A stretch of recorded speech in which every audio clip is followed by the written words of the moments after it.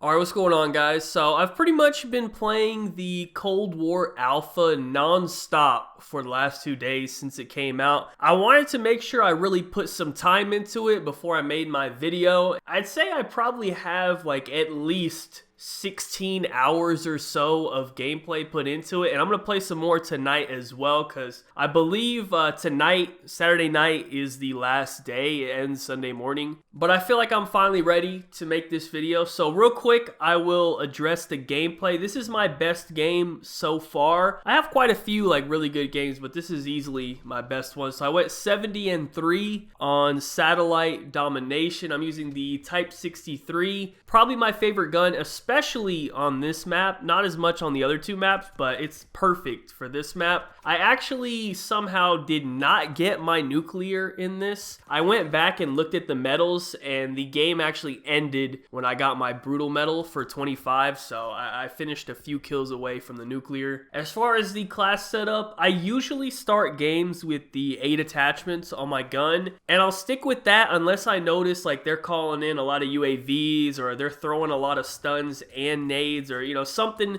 that would require me to switch to the 6 perks, because then I'll run Ghost and Ninja, and I'll run Flak and Tac Mask or whatever. So it really just depends on the match, but I like to use the 8 attachments if I can. But yeah, that's pretty much it for the gameplay. With this gun, you kind of just gotta sit back. You don't want to run around with this gun and like try to chow AK-74Us on the flag or anything. Like, you're gonna get shit on. Don't do that. So you kind of gotta step back a little bit and chill and pick people off. This is not a gun for running around. But anyways, let me start with some overall gameplay talk. I think this game feels a lot like Black Ops 4, but like slightly slower paced. I still think this game has a pretty good pace, but not quite on the level of Black Ops 4. But it basically is Black Ops 4 with a Black Ops 1 skin over it, I would say. Just because of how it looks, like the maps, and especially considering a lot of the guns are literal copies from Black Ops 1. So I like the way that it looks and feels.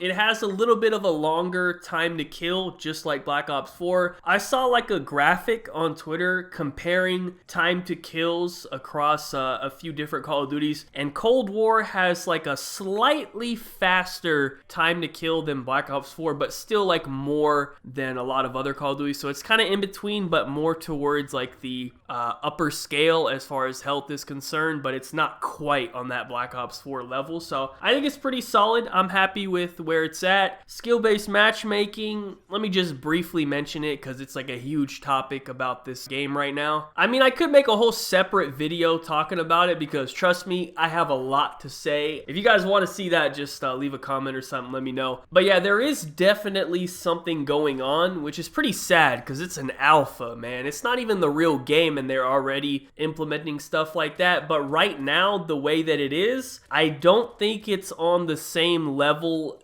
that Modern Warfare was on. Like, the Modern Warfare skill-based matchmaking is insane, but at the same time, if you guys remember back to the Modern Warfare beta, it also wasn't as strong as it ended up being in the real game. So when the full game comes out, I definitely don't see it getting any better. So yeah, it is in the game. That is confirmed, by the way, in case anyone is trying to deny that. Literally, a Treyarch employee came out and said, yes, we have skill-based matchmaking in Call of Duty. So that's not even a debate anymore for people that tried to deny it all these years. But yeah, it's in the game. It's stupid. I'm not going to get in depth into it on this video. If you guys want me to talk about it, I can make a separate video. There's a lot of people giving opinions on it who really shouldn't be, who really don't know what they're talking about. But anyways, that's pretty much it. Let's get back into the gameplay. Let me break it down a little bit more now. Let's start with the maps. Okay, so I'm only going to focus on the 3 6v6 maps. I did play Ground War, the 12v12. It was okay, I guess. I don't know. It's not really my thing. I don't think anyone really cares about it that much. So let's start with Satellite.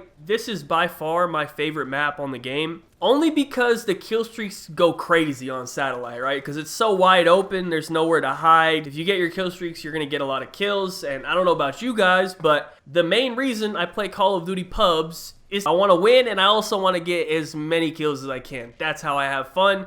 So therefore, I really do enjoy Satellite out of the 3 maps. The snipers can be a little bit annoying on this one. And the crazy part to me is they said, literally, the developer said they made the snipers extremely overpowered on purpose just for the alpha because they wanted to like test something out, or like this is almost word for word what they said. They said they made the snipers really good because they're testing something for the alpha. So I guess, you know, when the real game comes out, the snipers won't be as good. I don't know what that means. Regardless, the snipers can be a little bit annoying on this map. But overall, I just like the fact that it's like a wide open map and, you know, people can't just sit in the corner of a building and sound whore you, you know what I mean? They got to come out and actually fight, so that's cool. Next, we have Moscow. This is probably my second favorite map. I don't feel like it's anything spectacular. Like, I don't really feel like it stands out to me as like an amazing map. I don't think any of the 3 maps really stand out as an amazing map or anything, but at the same time, I also don't think any of them are just like absolutely terrible. Like, I don't even want to play them or anything. Like, you guys know, there's certain maps over the years that we've had in Call of Duty where like, if you see that map pop up on the pregame lobby, like, you just want to back out or you just want to get off the game. You know what I mean? You don't even want to load into the map. Like, there's been some real bad maps over the years, so I don't really get that vibe from any of these. You know what I mean? They're okay, but, you know, they're not anything special. I do feel like they're a little bit big, you know what I mean? They could probably cut off like 10 to 20% off the back of the map, like the very, very back of the map that I think is just almost like unused space. Like, sometimes you might spawn all the way back there and it's really not even necessary. Like, I think they could just cut off a little bit of the back of the maps,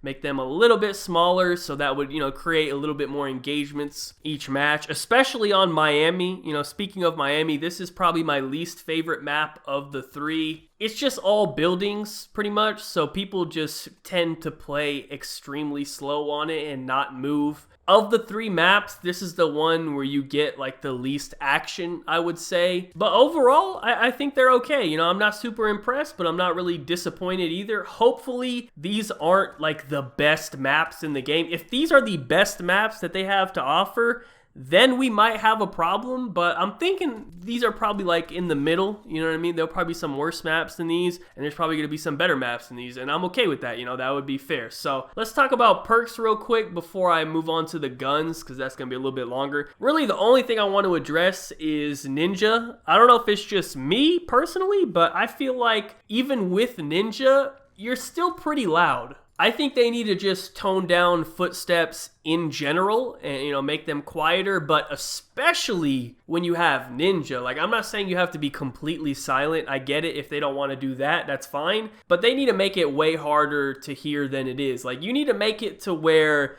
you really gotta like crank your headset all the way up to hear people with Ninja. Because right now, my shit's just normal and I can hear everything like almost perfectly. You know what I mean? Like, you can be crouch walking with Ninja and they can still hear you. You know what I mean? Like, that just doesn't make sense. So they need to just tone down the footsteps a little bit. You know what I mean? It doesn't have to be completely silent, like I said, but it needs to actually be difficult at least to hear people. So let's move on to the weapons. Is it just me, or is like every weapon pretty good in this game? You know, I've tried all the weapons and I can't really say that I've used the gun and been like, wow, this gun is terrible, I would never use this. Like, I'm pretty happy with every gun that I've used. My favorite AR, well, I guess technically it's not an AR, but, you know, same thing pretty much, would probably be the Type 63. And my favorite SMG would definitely be the AK-74U, but I also feel like the MP5 is really good. That other SMG, what's it called? I think it's also called the Type. There's a Type SMG. It's like a Uzi or whatever. That's also pretty solid.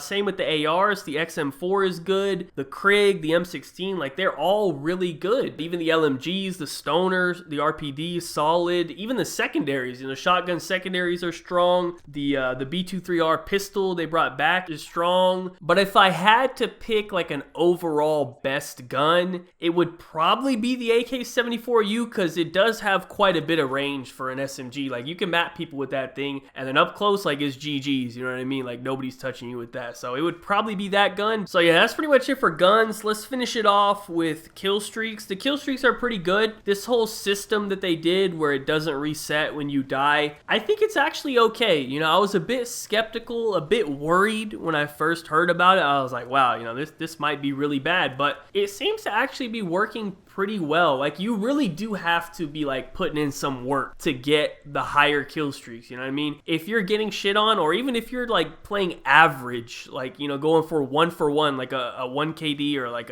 even like a 1.5 KD, you might not even get the higher kill streaks. If that's, you know, you really have to be like doing pretty well to get the higher end kill streaks. So I guess the system is okay, but the kill streaks themselves, the chopper gunner is really good, almost exactly the same from BO1. The attack helicopter is good, artillery strike is solid, napalm is solid, war machine is solid, you know, you got your UAV, all your basic kill streaks. So there are definitely some good kill streaks to choose from, and obviously we're gonna have some more as well, probably like 1 or 2 higher kill streaks than even chopper gunner, you know what I mean? I doubt chopper gunner is the highest kill streak, so, you know, hopefully we get dogs, or maybe like a gunship from BO1 or something like that. That would be cool, one that you could control. But overall, I'm pretty happy with the kill streak aspect of the game. Overall, I'm just happy with the game, you know what I mean, based on what I've seen so far. I think it's probably better than Modern Warfare, simply because it has better maps. Like, the best maps in Modern Warfare were all DLC maps. Like, that's tough, man. The maps that actually came with the game were really not good, but then they actually like fixed it later on by adding in some DLC maps, and those all ended up being like the most popular maps on the game, which is kind of crazy. So hopefully we don't see that same thing repeated with Cold War, and so far it looks like that's not going to be the case. So I'm hoping we'll get at least like 2 or 3 new maps in the beta.